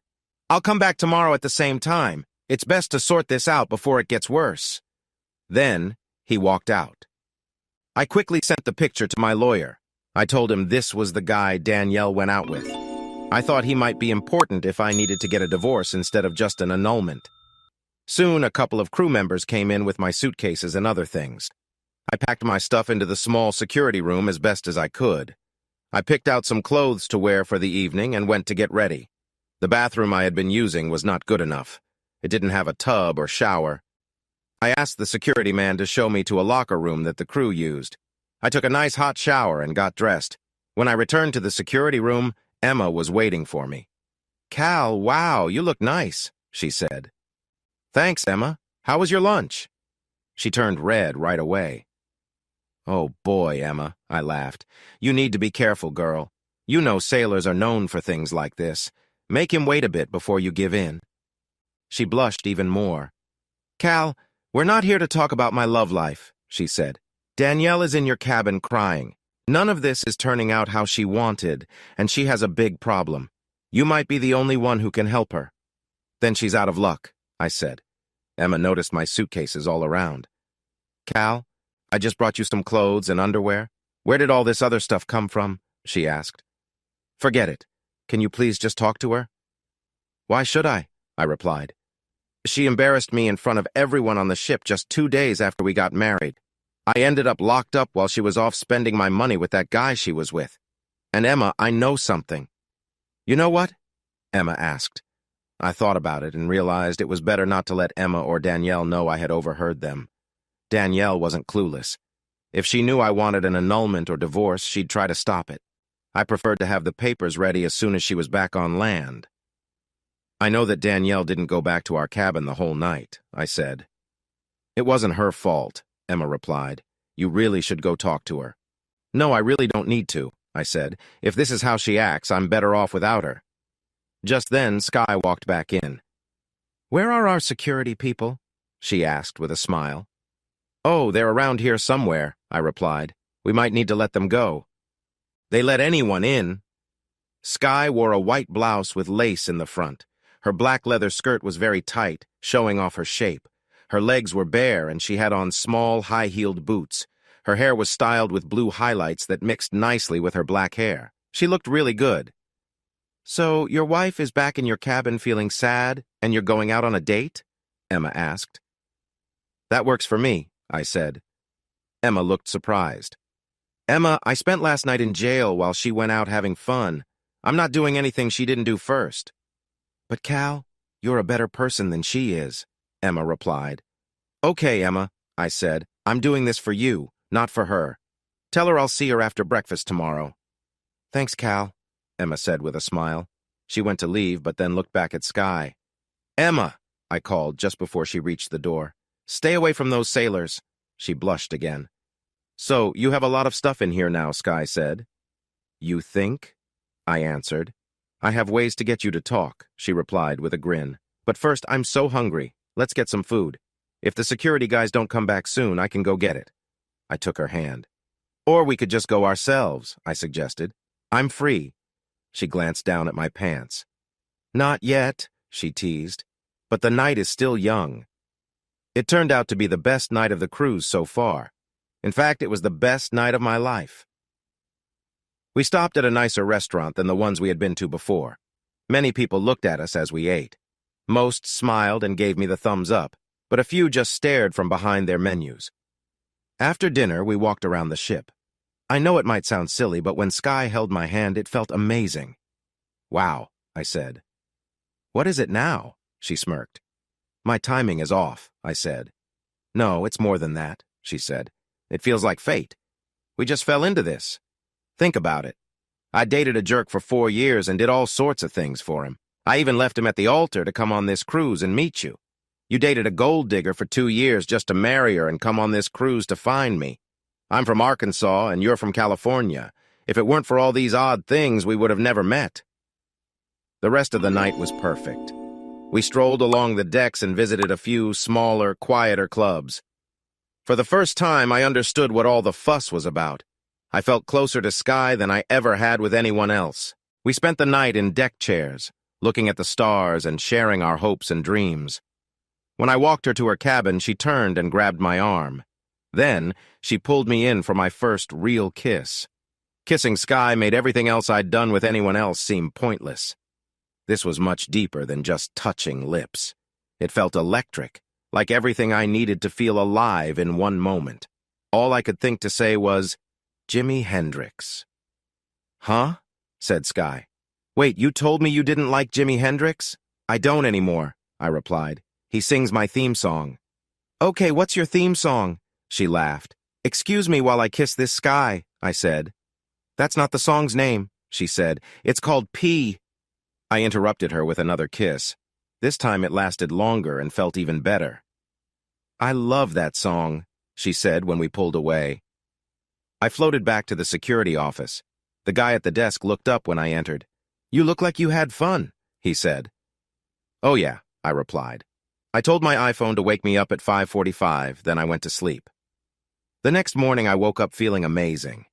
Even though I had less than 6 hours of sleep, I felt ready to face the world. My back was a bit stiff, though. The cot in the security office wasn't the best bed. I rummaged through my bags and found my running shoes, shorts, and a tank top. I ran out into the hallway and then back inside, realizing I forgot my socks and iPod. I jogged up a few decks until I reached the track. I looked around but couldn't see Sky. Then I remembered we'd slept less than 6 hours. Yesterday had been an emotional roller coaster. I started the day feeling my lowest. I was stuck in a security room while my wife was out with another guy. Plus, I had just found out that she only wanted me for money. However, by the end of the day, I felt like I was really in love for the first time. I felt like I could fly, but that didn't mean Sky felt the same. She was probably still asleep. I clipped my iPod to my shorts and put the earbuds in. Just as I was about to start running, I felt a tap on my shoulder. I turned around to see Sky's smiling face. Seeing her took my breath away. "So, you weren't going to wait for me at all, huh?" she asked with a grin. "I didn't think you'd want to wake up this early," I said. "I didn't," she answered. "But, I really wanted to tell you," she mumbled. "What?" I asked. "I didn't catch that last part." I was having a hard time looking at her. She was really pretty.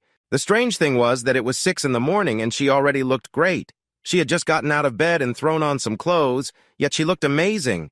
My friend Danielle needed at least an hour to get ready. Sky was so easygoing. "Can we just run?" she asked. "Nope," I smiled. "What did you say?" "I can find ways to make you talk, you know." "Like what?" she asked. I raised my hands playfully toward her. "I could tickle you until you tell me," I said.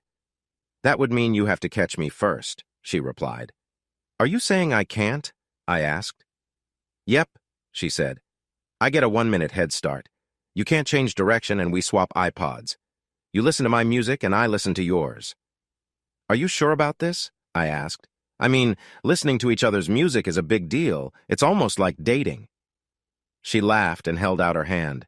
I gave her my iPod Shuffle, and she gave me her iPod Nano. "I'll keep an eye on you to make sure you don't start early," she teased. "Wait a second," I said. "If I win, you tell me what you said. What do you get if you win?" "You have to kiss me like you did last night and any time I ask you," she said. Then she took off running. As I watched her run, I thought about losing on purpose. After about a minute, I started running after her.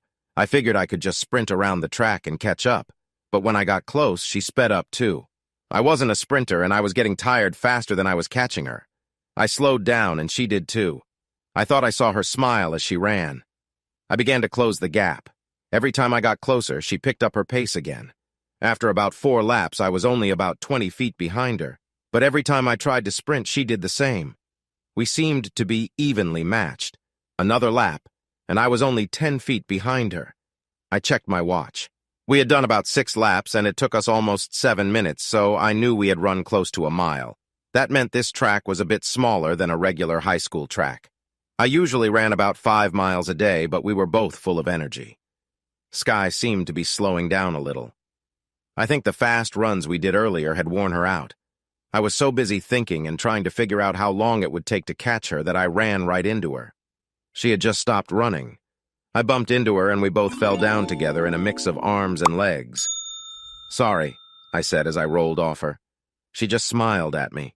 We both lay on the soft surface as the sun came up. "Kiss me," she said. Without thinking, I did.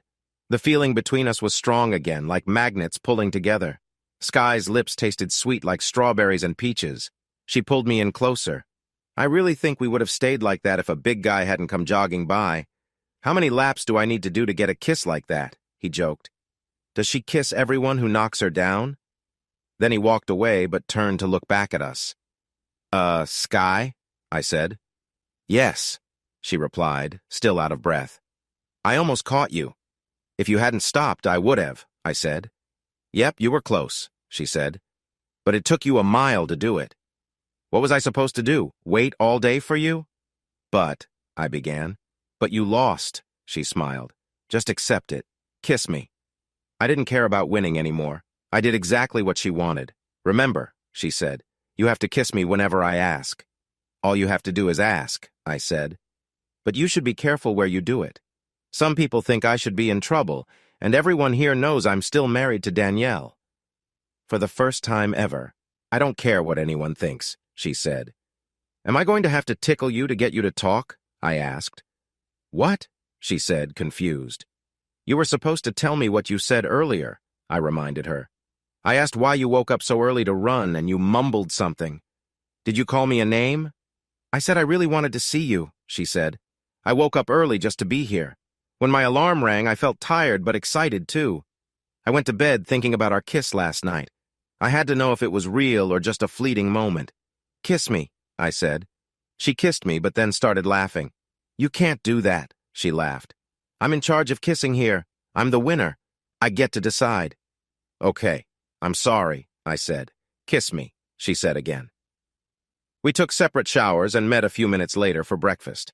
Instead of a quick bite like before or a snack brought to me at the security room, this was a nice, long breakfast.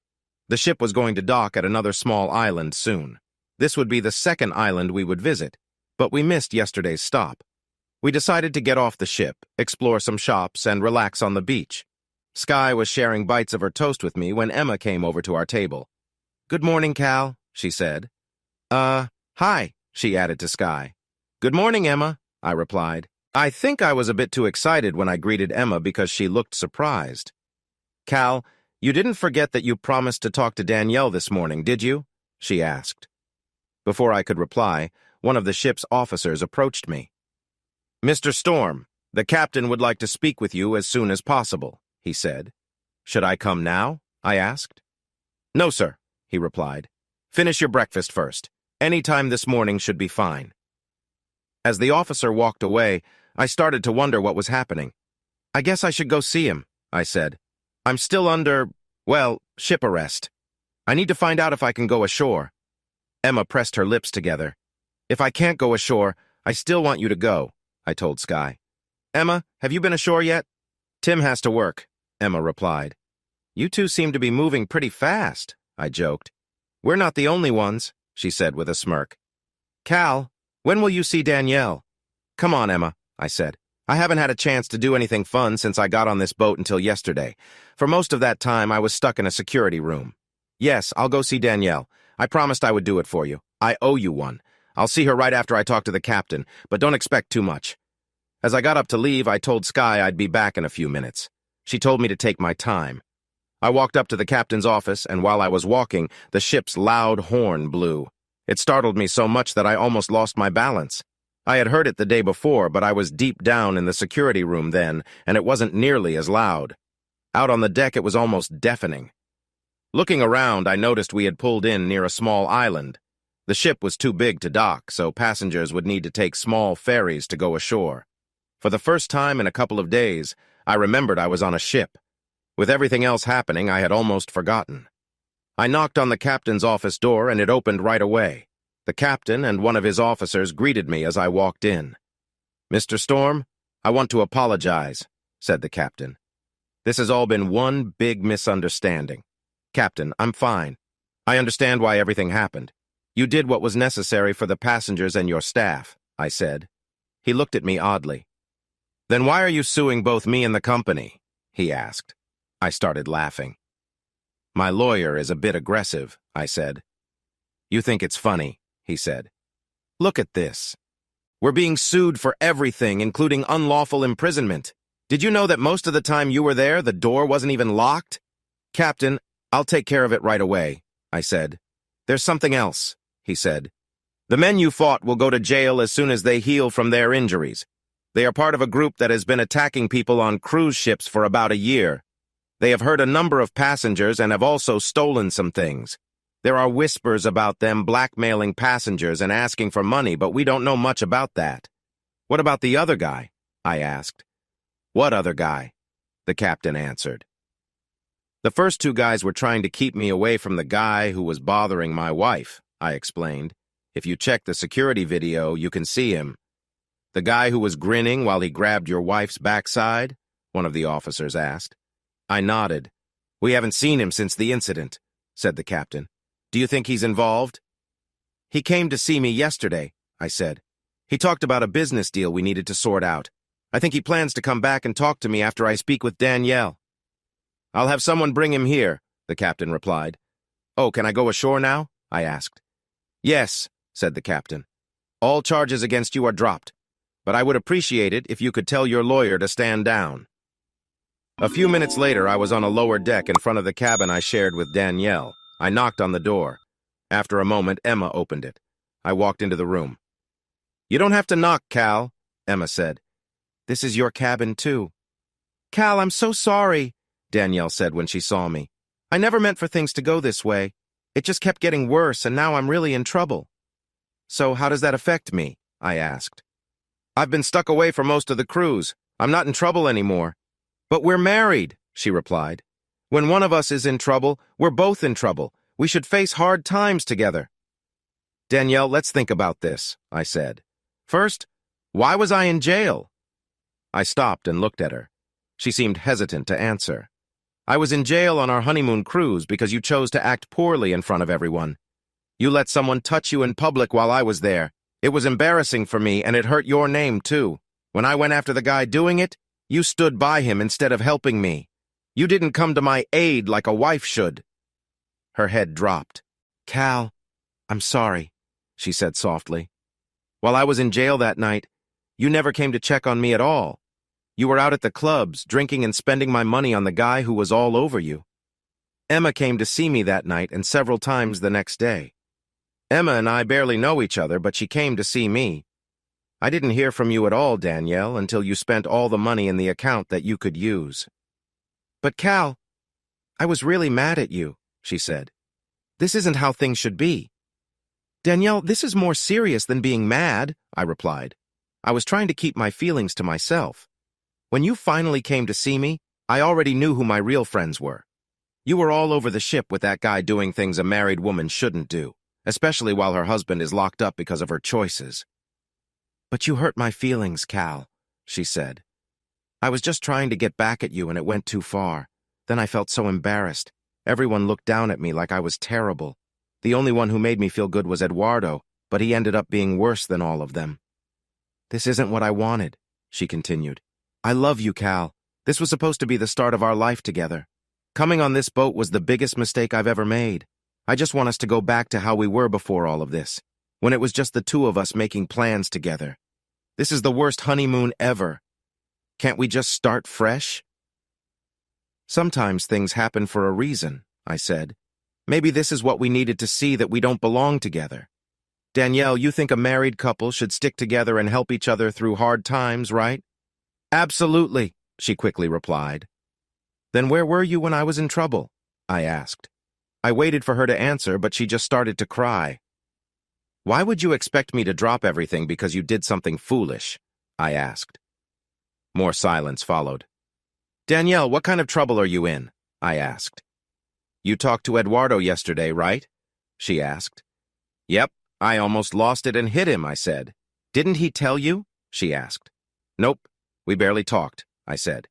He said we need to discuss something about money today, so you'd better tell me. I can't, she said. You'll be mad. Fine, I said. I'm going ashore. But Cal, what about my problem? She whined. It's your problem, I snapped. Neither you nor Eduardo wants to tell me what's going on. This doesn't affect me, so why should I care? Cal, it's not my fault, she started. I wanted our honeymoon to be perfect. It began so well. Then you got sick, so we didn't get close that first night. I wanted us to have a baby on this cruise. I thought we could easily do it in 5 days since we wouldn't leave the room much except to eat and shop. So, okay, the first night didn't go as planned. I just thought we could make up for it the next day. I'd wanted you to come back and be with me before we went out to eat. Then I thought we would enjoy each other again when we got back. I nodded, thinking about how everything started. But Cal, you didn't return to the room when I called. I waited here for over an hour in my best outfit, and you never came back. By the time you did, it was too late. I tried not to feel angry, but you know that's hard for me. I guess I should have talked to you, but I didn't, so I don't blame you if you're upset.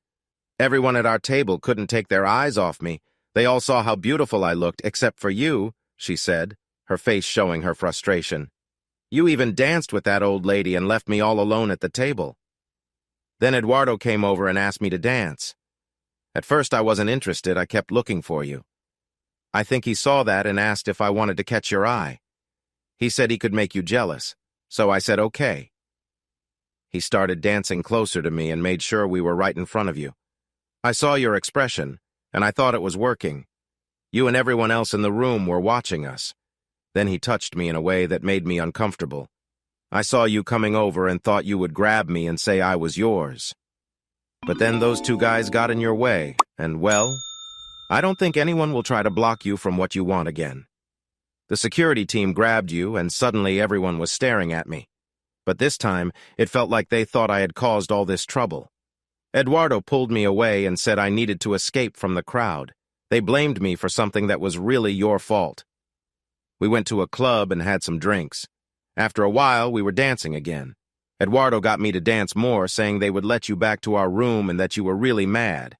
He thought I should wait a bit for you to calm down before I talked to you. I lost track of how much I drank. He kept taking me from one dance to another. Then I woke up the next morning in his room.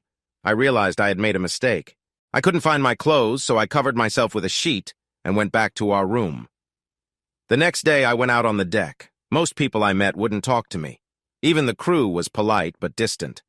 Eduardo tried to speak to me, but I didn't want to answer him. I had spent a lot of money that night, and I remembered him letting me take out cash, but when I tried to use our bank card later, it was empty. Then Eduardo asked me for some money. I told him I didn't have any. That's when he started trying to get me to ask you for more money. When I said no, Cal, he showed me a video on his laptop.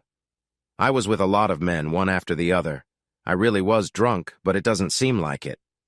Cal, he said if I don't get him $20,000, he will put a video of me online. All my friends will see it. While I was sleeping, he looked through my phone and found my whole contact list. Everyone, even my parents, are on that list. He said he would send the video to all of them. Cal, we need to do something. If that video gets out, it will be very embarrassing for both of us. You know we are married. Then I made a big mistake. I told him that you could get more than $20,000 easily. He thought about it and decided to talk to you since you wouldn't talk to me. Now he wants $50,000. Cal, please give him the money. I promise. I won't let something like this happen again. I've never cheated on you during our whole relationship. I really need to get help for my anger. I'm so sorry, Cal. I stood there, trying hard not to smile. Just like when Emma told me about cheating on me before our trip, I had recorded this conversation on my phone. I knew she might be lying again, but I didn't care. This was more proof that I could use if I needed a divorce. I was sure that Eduardo would tell a different story, but I was curious to hear what he would say. "Danielle, I have a question for you," I said as she sat on the bed, sniffling. She looked up at me, and I noticed something important. Danielle had the looks that some men found attractive, but it wasn't real. Her beauty came from makeup and some work done on her face. She had changed her nose and her lips, and even after all that, she still wasn't as pretty as Sky, who looked great just waking up. The other thing I realized was that seeing Danielle so upset didn't really bother me. Whatever feelings I had for her before were gone now. "Actually, I have 2 questions," I said. "The first one is whether I still love you," she said. "And yes, Cal, I've never loved anyone else. The second question is if I'm sorry for getting angry and lashing out. And yes, I am sorry." "Those weren't my questions," I said. "My first question is, since you did nothing to help me the last 2 days when I was in trouble, why would you think I would help you now?" She looked shocked. She couldn't believe that I wouldn't just drop everything and do what she wanted like I always did before. She stayed quiet, but I could tell she was thinking of a lie or a way to blame me for everything. "My second question," I said, while she was still trying to think about the first one. "My second question is whether we should even be married. Since we got on this ship, you've been with I don't know how many men, and none of them were me. This happened less than 2 days after we got married. Why would I want to spend my life with someone like that? But Cal, we can get through this. I know we can. And we can be together right now. Those guys meant nothing to me. I don't even recall who they are," she complained. "So now you want me to risk getting sick just to make you feel better?" I asked. "I don't think so. Who knows what you might be carrying right now? I need to think about all this. Maybe I'll see you later." As I left the cabin, I heard Danielle asking where I was going. Emma was waiting for me outside. "Cal, where are you going?" Emma asked. "She knows she messed up. Can't you give her a break? She's really sorry. She sees what she might lose. That's why she's upset. She loves you just like she always has." "Wow, Emma," I said. "You really said that well." "What do you mean?" she asked. "I mean you supported your friend while still being honest with me. We both know how Danielle really feels, don't we?" Emma looked down at her feet. "So is it wrong that I've moved on and found someone who cares about me?" I asked her. "What do you mean?" she asked. "Danni?" Her voice trailed off. "See you later, Emma," I said. I went back to the security room to change my clothes. When I got there, I noticed someone hiding down the hall. It was Eduardo. He saw me and looked around like he was hiding from someone.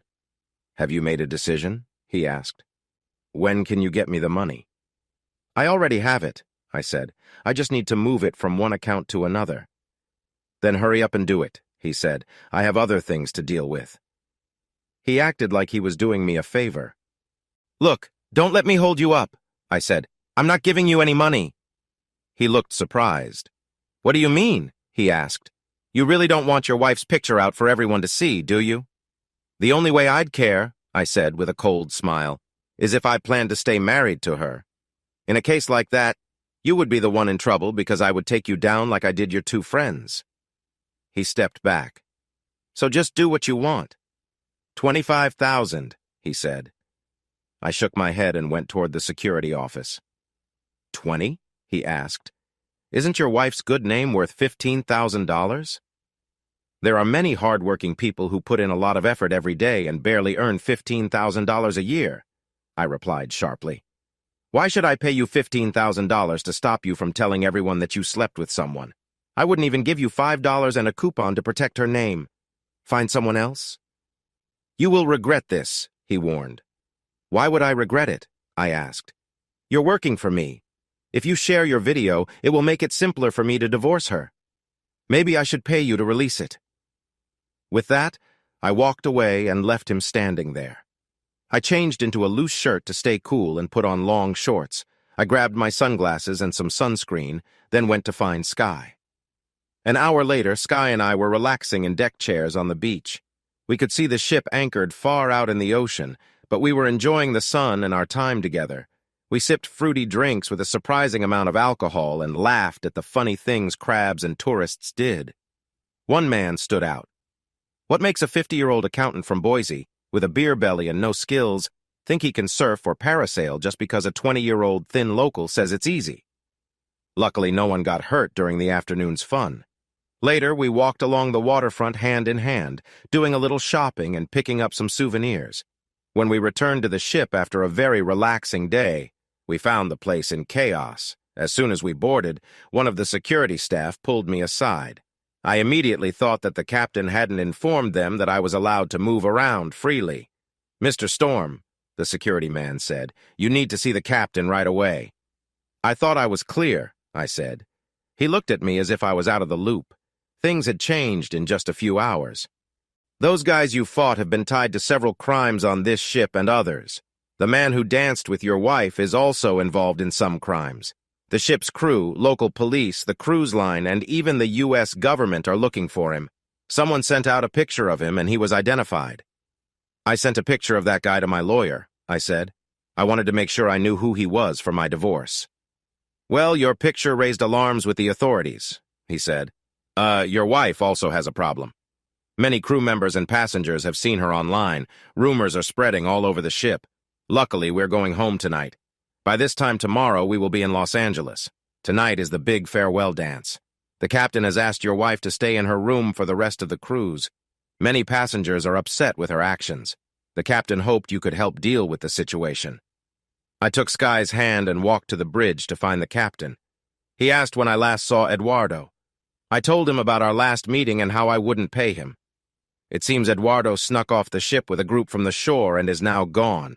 I sent the captain a picture of Eduardo so he could share it with other ships and the local police. This way they can recognize him. Before he left, Eduardo had shared Danielle's pictures and videos online, just like he said he would. I wasn't sure if he actually sent them to her contacts. The captain said he was sorry for any trouble this caused. I just shrugged. "To show there are no hard feelings," he said, "I would like you to join my table for dinner tonight at the dance." I nodded.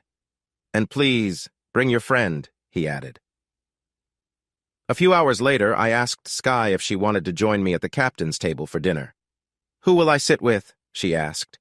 "Me, of course," I replied. "Then let me see what I can wear," she said with a smile. "Kiss me." I felt happy that I had somehow dodged that bet. When it was almost dinner time, I returned to my cabin. I knocked on the door and Emma let me in. Danielle was curled up in bed. She looked terrible. "She's too scared to go out and show her face," Emma said. "You look nice," I told Emma. "Tim and I are going out tonight since he doesn't have to watch over the prisoner," she said with a laugh. "Me too," I said. "I'm going to the formal dinner and I'll be at the captain's table again." "Ooh," Emma said, laughing. "They won't let me back there," Danielle complained from her bed. "All those stuck-up people wouldn't let me sit there after you got thrown in jail? Forget them. Why would you want to be with them anyway?" "Danielle, you seemed to think being at that table was important when we were together the other night," I replied. "Why can't you stay with me?" she said. "We need to talk about what's next and how we will handle things when we get home tomorrow night." "Don't you care?" she asked. "My parents don't even want to talk to me. You need to explain that this wasn't my fault. They like you. They will listen to you, Cal. What about our friends if they saw that video?" "None of that has anything to do with me, Danielle," I said. "Cal, ever since this started, you've been angry with me. I can tell you're upset because when you're mad, you call me Danielle, like I'm just someone you don't know. You haven't called me Danni since this all started. We really need to find a way to deal with this. I have an idea, but I don't think you'll like it. Remember that banking job you didn't take in Seattle? There's also one in Boston. We could start fresh where no one knows us. Emma, you could even move there too." "Danni, there's something you should know," Emma said. "What is it?" Danielle asked. "I'm not coming back home," Emma replied. "Tim wants me to move into his cabin and stay on the ship with him.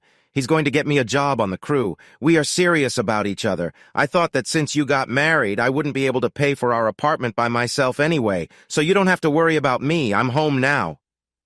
"That's just great, Emma," Danielle said sharply. "Thanks for the heads up, but it doesn't matter. Cal and I have to solve our problems. Goodbye, Emma." "Well, I guess you can think about this for a while," I said. "I'm going to dinner." I left them in the stateroom. I went to Sky's cabin and knocked on her door, but no one answered. I texted her, and she told me she'd be a bit late for dinner but would meet me there. I continued to the main dining room. As I sat down at the table, I recognized several couples who were there the first time Danielle and I came to dinner. Most of them warmly welcomed me back. One woman told me I was better off alone, and it was a good thing I found out early what kind of person Danielle was. The McBrides were there too. Mrs. McBride said they had complained to the captain when I was locked up. I remembered their name. Then I realized that they owned a lot of stock in the company I worked for. I had seen them at stockholder meetings before. She asked me to save her a dance because she thought a lot of women would want to dance with me. I thanked her for her kindness and said I was sure most of the women on the ship were already with someone. "Don't think so little of yourself, dear," she said. "You're a handsome young man with a great job and a bright future ahead. You're just feeling down because you picked the wrong person the first time. What you need is someone like that." She pointed to a woman walking toward us. As she got closer, I stood up and was surprised. The woman had black and blue hair slicked back with glitter in it. She wore a beautiful dress with bare shoulders. The dress was a dark shade of blue, very elegant but also fitted. I couldn't take my eyes off her. As she walked up to us, her face lit up with a big smile. She came right over. "Mr. Storm," she said, "can I have this dance?" She did a little bow. Everyone in the room was watching us. "Well, there's no music, Sky," I replied. She raised her arm and the DJ started playing a song. "I picked this song just for us," she said. I recognized the song right away as she took my hand and led me to the dance floor. It was Jefferson Starship's "Nothing's Gonna Stop Us Now." It was one of those fun, loud songs from the 80s that you hear at the end of silly movies. But it didn't matter. It felt right. I held her close and we spun around the dance floor. Soon other couples joined us, including Tim, the security guy, and Emma, who winked at me and shook her head. "No chance?" Emma asked as she danced by. I shook my head. After a few dances, we sat down at the table. I introduced Sky to everyone there, and we had a nice evening chatting and listening to others talk about their 5-day trip. "We missed most of that," Sky said. "Well, we'll just have to go on another cruise then," I told her. "Us?" she asked, surprised. I looked at her with a grin. "Of course, us," I said. "Do you think I just let anyone kiss me?" She smiled and gazed at me. Between dinner and dessert, the captain pulled me aside and told me that Eduardo was still on the run. The local police could not find him anywhere in town. They were sure he couldn't escape the island. After dinner, Sky and I strolled outside to look at the stars and enjoy the night. Near the back of the ship, we could hear music from one of the clubs. I wrapped my arms around Sky and we began dancing to that music. "So what happens now?" she asked. "Well, usually this would be the moment where I'd dip you," I said. "But not many people do that anymore." "I meant with us, you jerk," she replied. "What happens with us?" Just as I was about to share what I had in mind, someone interrupted us.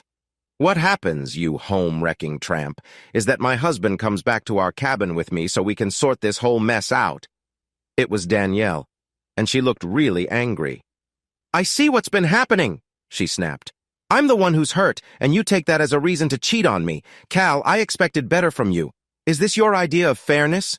I was with other people, so you get to do it too? Is that how we're going to handle our marriage?" I just gave her a small smile. "Danielle, I don't think we're going to be married for much longer," I said. She looked at me like I had slapped her. She walked toward us. "What are you talking about, Cal?" she yelled. "When I talked to Emma, she told me that you had found someone else. After what happened with me, which wasn't my fault, I thought it might be okay for you to have a brief fling as a way to ease the pain of our situation. But I never agreed to end our marriage. I get that having some fun on the side might seem appealing, but there is no way I'm letting you go. You and I are different, and you would have to be out of your mind to choose someone else over me. She couldn't even compare to what we have." "Danielle, that's your problem," I said gently. "You only see things the way you want to. Sky has advantages that you don't see. I'm not someone who wants to be with someone needing extra fun elsewhere. If I'm not enough for you, then maybe we shouldn't be together. Let's be real.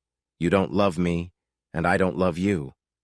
"What do you mean I don't love you?" she asked. I raised my finger for quiet and took my phone from my pocket. I hit the speaker button. "Emma, why are you looking at me like that?" Danielle's voice came from the phone. It's not my fault. I've dated so many guys who just wanted to take from me that I thought it was my turn to get something too. Danielle's eyes opened wide. Where did you... That's probably why you haven't stopped seeing other guys, said Emma's recorded voice. What I do when you're not around isn't your business, said Danni. But I... started the real Danielle, now realizing she was in trouble. Well, okay, Emma, said Danni's voice. After I'm done with him, I'll try to set it up so you can have him. I just want to live my life and have fun. I don't want to work so hard to get what I want. I'm tired of having to please old guys for a raise. I saw my chance, and I'm taking it. Cal, I was just joking, said Danielle.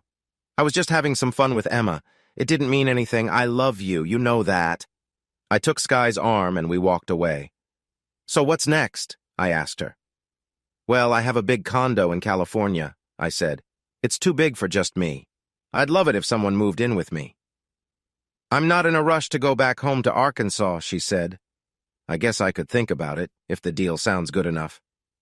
You could go back to school and figure out what you want to do, I suggested. That sounds nice, said Sky.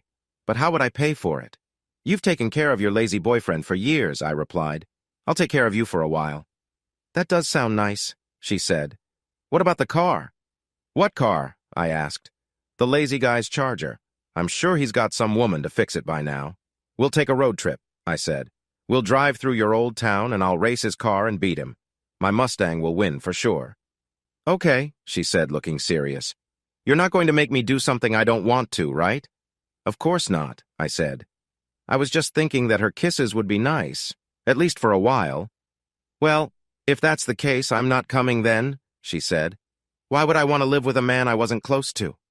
Oh, fine, if we have to, I said, being a bit sarcastic. I'll do it, but only for you, and only because I love you, Sky. Yep, I actually said it first this time. I really felt it, and I knew it was true. I finally understood what love meant. I love you too, she said. I have ever since the first time we ran together. I just stopped running so you would bump into me and we could meet. I knew there was something special about you. She smiled at me. But Cal, we can't do anything until you start your divorce, she said. And I really want to, a lot. It's been a while. So tomorrow night then, I said. She looked at me with curiosity. My lawyer thinks it's very likely that the annulment will go through, I said. I sent him a copy of that tape I played. I also got a copy of her video. The judge will probably decide by tomorrow evening. Danielle will be served with the notice of the annulment as soon as she steps off the boat tomorrow. The next afternoon, Sky and I got off the ship and took our bags to the parking structure. We were among the first to leave. Sky and I both had just 2 suitcases. Her bags fit easily in my Mustang's trunk, while mine were on the back seat.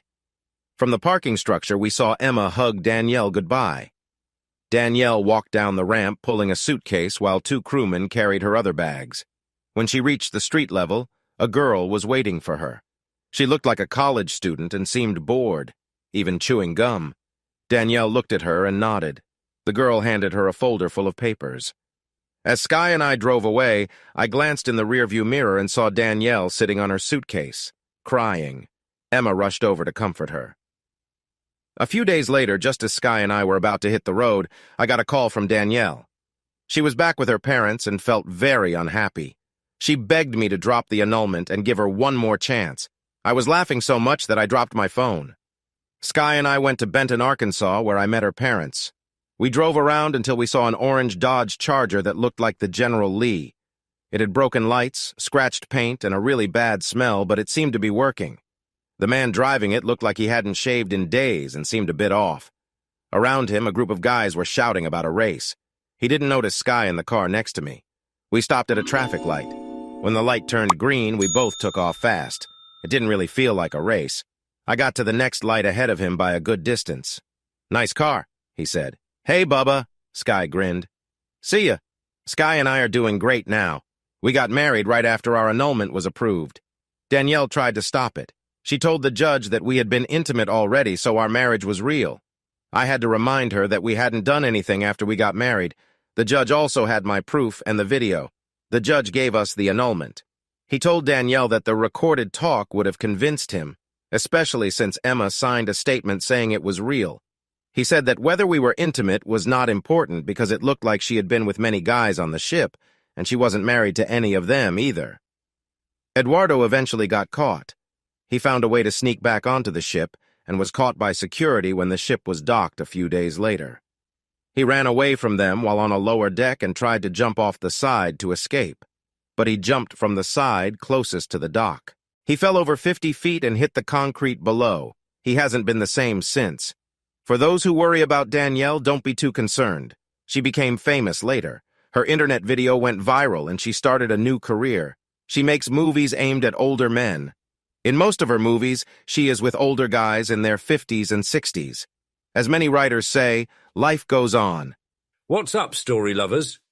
This is the Story Guy, and if you're hungry for crazy tales and mind-blowing narratives, you've come to the right place. Don't forget to smash that subscribe button so you don't miss out on our weekly dose of crazy cheating stories, fun fiction and gut-ripping comedy from around the world.